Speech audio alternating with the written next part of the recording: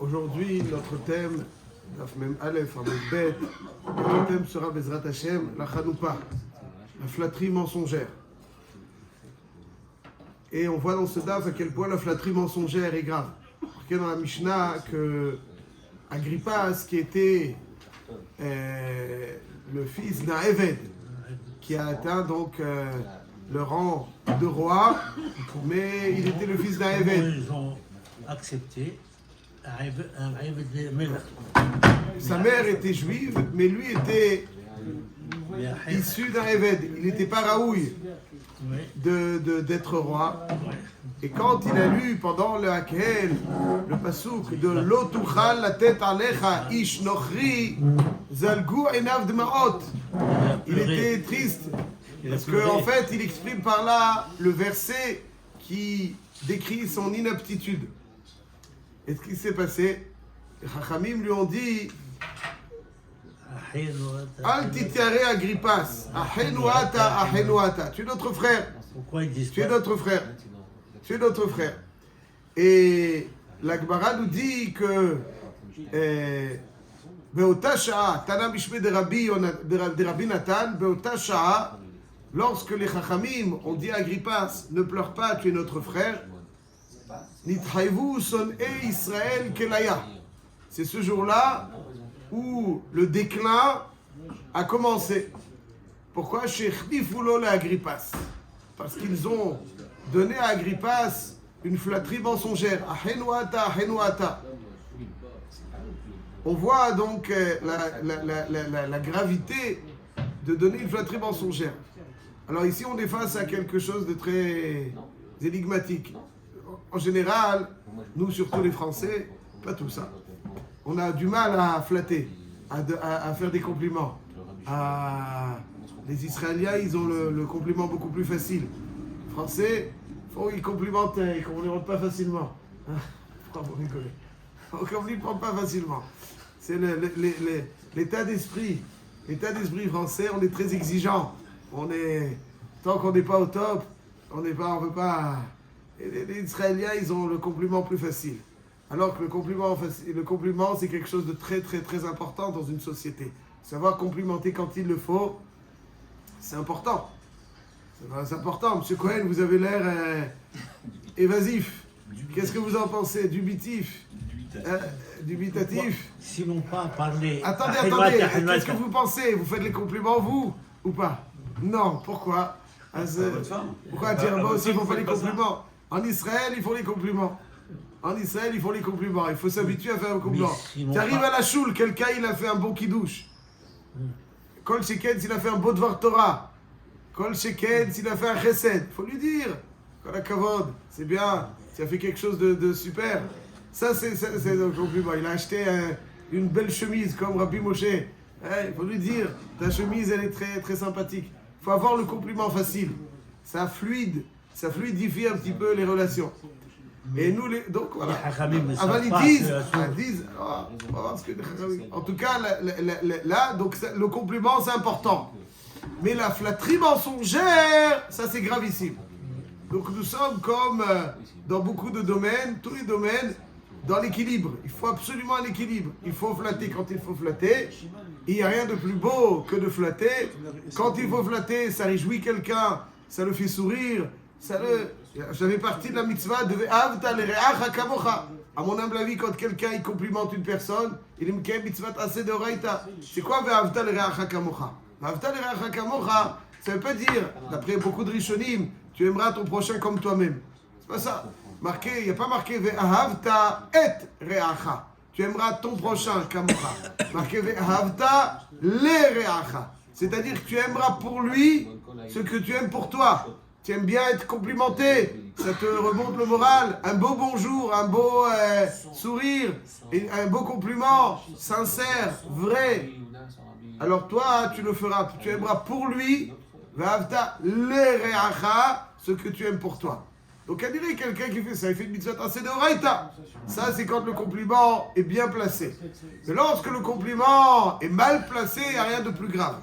Lorsqu'ils ont dit à Agrippas, ils voulaient lui remonter le moral. Henuata. Donc ils voulaient lui remonter le moral.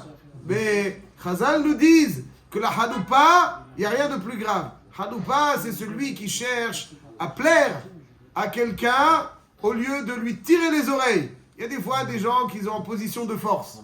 Alors, pour recevoir quelque chose en retour, ils vont aller dire « Ouais, c'est très bien, t'as raison, t'es beau, t'es gentil, c'est super. » Alors qu'il fait du mal. Il n'y a rien de pire.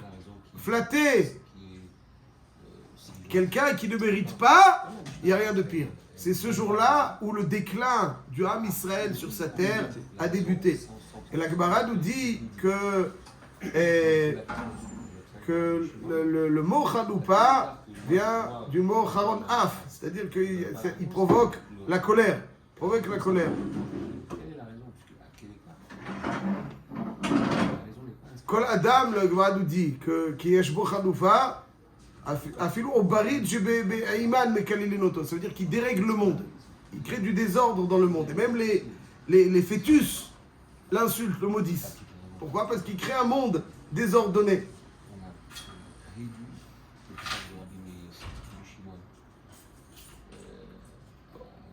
Toute la Gemara, elle parle de la gravité de la Chanoupa. Toute la Gemara nous parle de la gravité de la Chanoupa. Alors, avant de rentrer dans les Sfarim qui nous décrivent le pourquoi la Chanoupa est tellement grave. Quelqu'un, il flatte un rachat. Nous, c'est mal placé, mais pourquoi c'est aussi grave?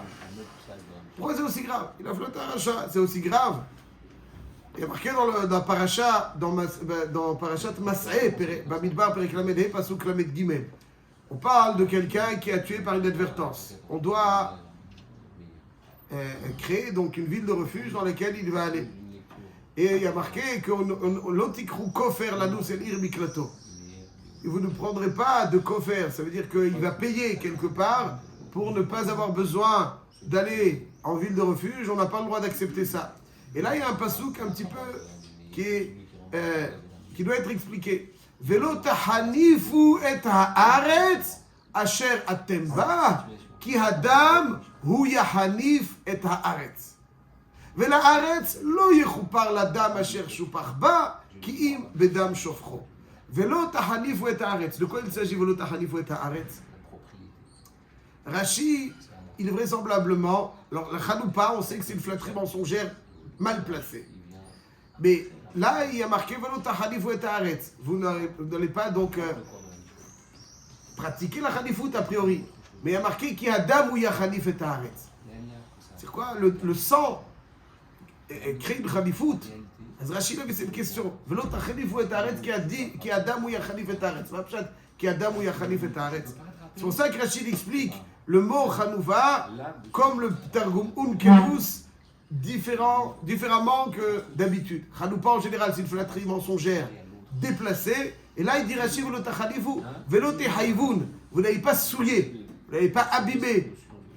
Qui Adam ou yachnif et haaretz. Le sang abîme et vous n'allez pas abîmer en étant clément par rapport à celui qui aurait dû aller dans le Hirmiklat. Mais le Chizkoudi, un des Rishonim, donne une autre explication. Il dit Chanifut kepshuto. Velo tachanifu et haaretz kebashma ou lashon chanoufa. Lo tachanifu et harotzrim. Des fois, il y a des mafieux, des gens qui volent, qui, en étant complètement illicites et hors la loi, ils s'enrichissent. Et puis, il y en a qui sont intéressés par leur argent. Alors, ils vont dire, il rentre à la choule, il l'installe à l'endroit, il fait des ch'touillottes, mais je suis intéressé à lui faire la chanifout, parce qu'il est bien placé. L'autre, chanifou et haaretz. Et là, donc, ils vont pas le sanctionner. Ça, c'est l'autre chanifou. Et ma pshat, qui Adam ou yachnif, il dit, chez Aré Arotzrim, le dam, donc c'est le sanguinaire, celui qui a tué l'assassin. הם שהם אנשי דמים, מנהגם להחליף את יושבי הארץ כדי שיחפו עליהם. Ça veut dire que c'est une pratique. Le dam, c'est-à-dire celui qui verse du sang pour essayer de camoufler son erreur, il va te flatter. Ça veut dire quoi? Il va te faire un beau chèque.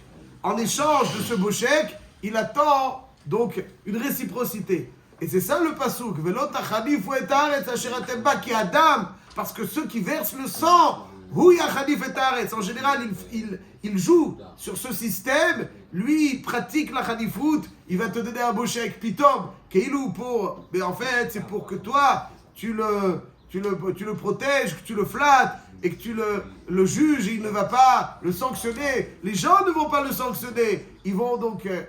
ça, c'est la Aretz lo yuchupar. Ça, c'est...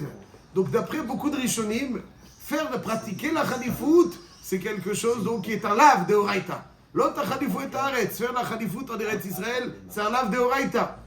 Alors, pourquoi la Khalifout est si grave? Le Maaser Rabbeinu Yonah dans Sha'arei Tshuva, Sha'ar HaShlishi, Kouf Pezaïn, il décrit 9 catégories de Khalifout. Lui, Rabbeinu Yonah, il est toujours en train de décortiquer tout ce dont il faut se méfier dans les moindres détails. Et il donne donc la première forme de Khalifout, la plus classique. Il dit que quelqu'un qui fait des erreurs, qui fait du mal, qui cause du tort aux gens, et lui, par intérêt, parce que il veut être proche de lui pour une raison quelconque, il va lui dire « Ah, c'est bon, oh, tu n'as rien fait de mal. Tu n'as rien fait de mal. » Il dit Rabbeinu Yonah, tu enfonces la victime. Tu l'empêches de faire tchouva. Tu mens. Et tu, en plus, l'encourages à poursuivre ça. Et quand on est machanif, les Réchaïm, on crée un monde désordonné. Un monde ordonné, c'est un monde dans lequel les hashkafot, d'abord les perceptions, la vision des choses est rigoureuse et juste. Et en plus, ce qui s'exprime, c'est que le bien doit être encouragé et le mal doit être sanctionné. Mais lorsque, au contraire, au lieu de sanctionner, de réprimander ce mal, on le flatte, par intérêt, on crée un monde totalement désordonné. Parce que maintenant, les gens observent, ou même celui d'abord qui fait le mal, observe et il se dit, bon, ça va, je peux continuer. C'est encourager le désordre dans le monde, et c'est ça donc le début du déclin, tel que la Gemara nous dit. Et le Rabbeinu Yonah va dire quelque chose de très, très puissant, il dit, Chayav Adam limsor atzmo lesakana.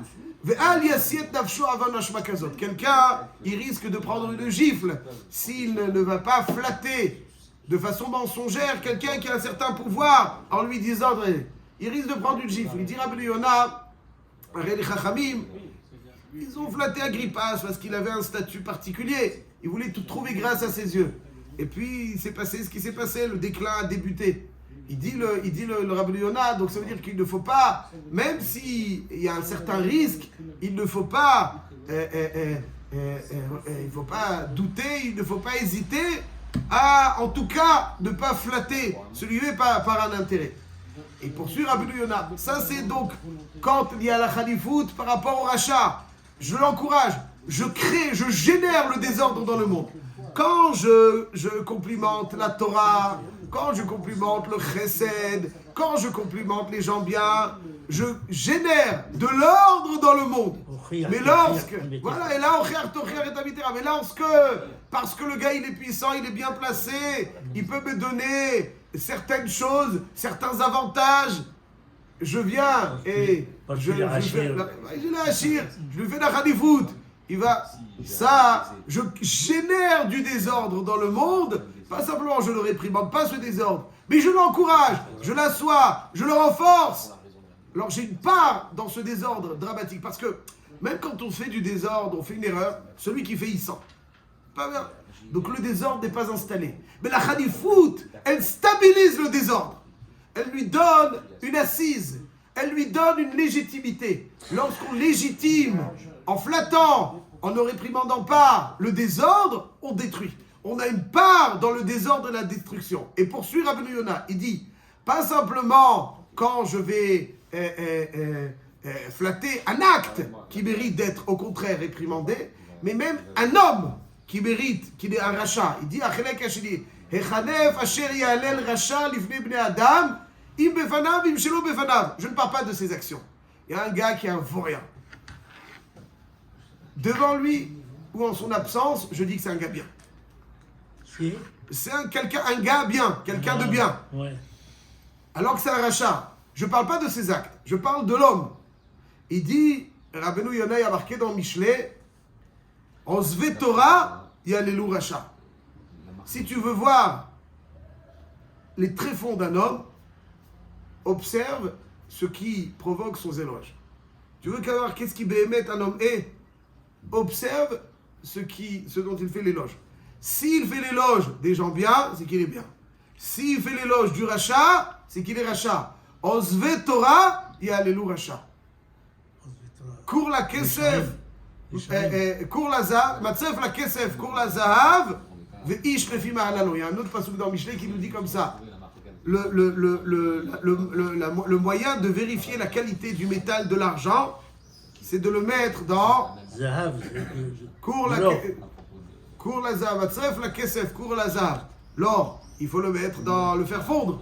Là, on voit quelle est donc sa qualité. Alors, c'est cours la zahav. Le tsoref, c'est le kesef. Vérifier le métal de l'argent.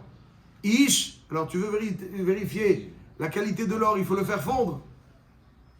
Si tu veux vérifier la qualité d'un homme, observe ce qui suscite ses éloges. C'est ça un homme. Un homme, c'est ce qui provoque ses éloges. Si il est Behalel à Racha, c'est qu'il est lui-même à l'intérieur Racha. Quelquefois, quelqu'un qui lit la Torah, il fait beaucoup de... Bon. À la fin, ça, c'est votre sujet préféré, monsieur Cohen. Ça, c'est votre sujet préféré. C'est pas Racha. C'est pas Racha. Vous dites, bon, après, il a bien fait. Au contraire, on l'encourage à encore aller mieux. Non, il peut lui dire, il faut... tu vas le voir toi, tu vas lui dire toi. Il faut les viser un peu plus. Voilà, bon, tu lui diras toi. Bon, ça n'a rien à voir qui racontera. Donc vous êtes, non, il dit qu'il faut mettre un Hanoufa. Quelqu'un qui fait des erreurs dans la traduction de la Torah, il faut lui dire, c'est faux. Bon, en tout Pour les viser un peu plus. Oui, c'est une voilà, erreur, faut lui c'est une dire. erreur, c'est une erreur. Ouais, mais c'est une erreur. Pas de ça. Shomer. Al-Kol Panim, ça c'est ce qu'il dit Rabbi Yoda. Dit,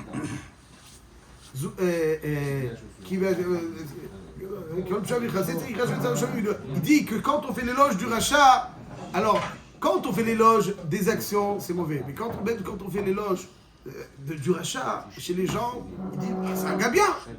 Ah, il fait putain, mais Kaniré c'est un gars bien. Et ça, c'est créer le désordre. Voilà, la seule chose, je termine là-dessus. La seule chose pour le Pélé Yoetz, c'est un sujet qu'on peut parler des heures. On n'a pas des heures. Juste une petite écouda pour terminer.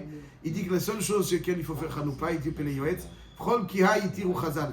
Pélé Yoetz doit errer Hanoupa. Et c'est l'ishto, Mishum Shlom Bayit.